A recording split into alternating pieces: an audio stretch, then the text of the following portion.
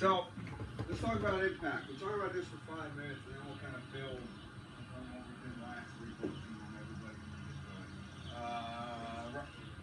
yes, the camera is on. Okay. So no swearing, none of that other stuff I see on Tuesdays and Fridays from the students. You want to say that for the camera? There you go. All right, so we're going to talk about impact. All right, impact's awfully important. You're killing my shot. All right, so impact, how we strike the golf ball. Okay, so everybody watches on TV. We make a downward strike. Okay, what we see is golf ball, and we see a divot on the other side. Okay, what we also notice is with Ryan's gap wedge here, as I lay this gap wedge flat on my hand, you guys notice where the club head is pointing. Okay, it's leaning to the left. It's almost like they were doing some thinking when they built together the club, because as I make a downward strike, okay, notice how the club head also, the butt end also leans to the left. What do we see in the common mistake with golfers is they try to help the ball up. When we try to help the ball up, notice how what happens is the head outraces the handle. Okay, so if I make that downward strike, every time I make a downward strike, my hands lead the race. Okay, so when we're on the mats, we can kind of get away with it.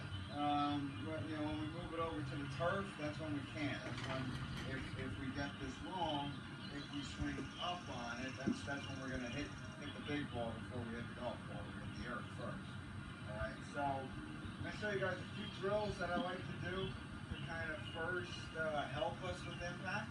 Okay, so what happens is, first thing to understand, impact-wise, is the club works its way downwards to impact. Depending on who you are, let's call it 4 degrees of a downward strike. What we do know is that club works its way down. Okay, so when the divot's on the left side here, the bottom of my swing arc is not at the golf ball. The club is still working its way down up until about 6 inches ahead of the ball, and then the club starts to make its way upwards. Okay, so my saying is a divot never tells a lie. Alright, so if I make a strike, okay, wherever my divot is, my hands aren't directly above that. So if you guys are hitting behind the golf ball, that's where your hands are at impact. Okay?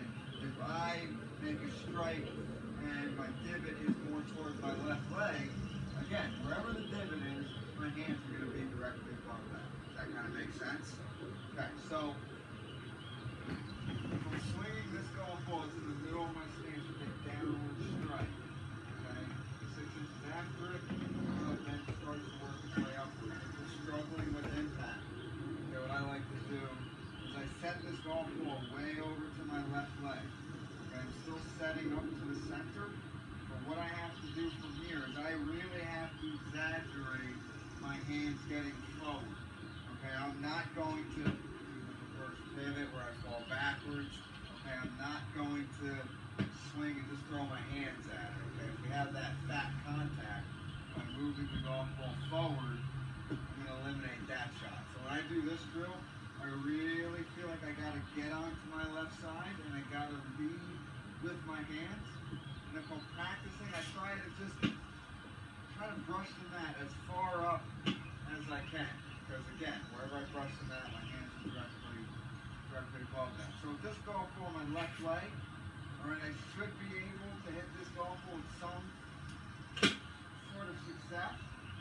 Okay, so notice a golf ball and the mat right about at the same spot. So that was pretty good. I know when I move that golf ball back into the center of my stance, it's going to be pretty much the same thing. But what you're going to get out of when that golf ball is way over off my left foot, what you're going to get out of is that, where we fall backwards, where we plunk it, where we hit behind it, and we throw our hands at it.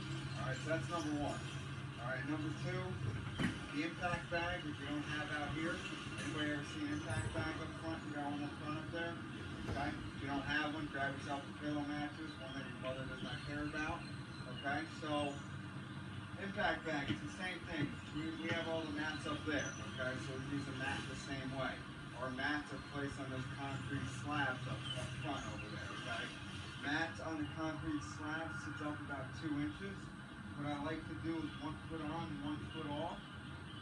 For me, to avoid the grass or to avoid the concrete over there, again, I have to lead with my hands. I have to get to this spot. I have to get to my hands forward.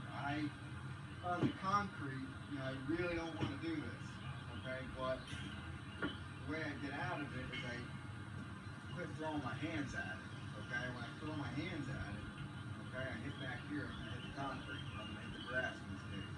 So this is another good drill, okay? Just kind of coming off the side of the mat, and that way that kind of pauses you there and, kind of simulates what impact would feel like. Last one, I'm almost done with this tee. Okay?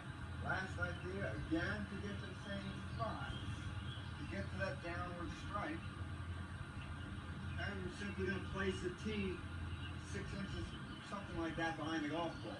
Okay, again, if I'm doing that, I'm going to hit that tee, right? Okay, so with this tee, I'm going to even exaggerate more that downward strike. Okay, so if I'm pretty level in there, that tee is going to go flying. The point of the tee is to even exaggerate a little bit more, even more of that chopping down. The tee is going to have me coming in a little bit more steep in there. Make sense? All right, break time. You guys go back to swearing.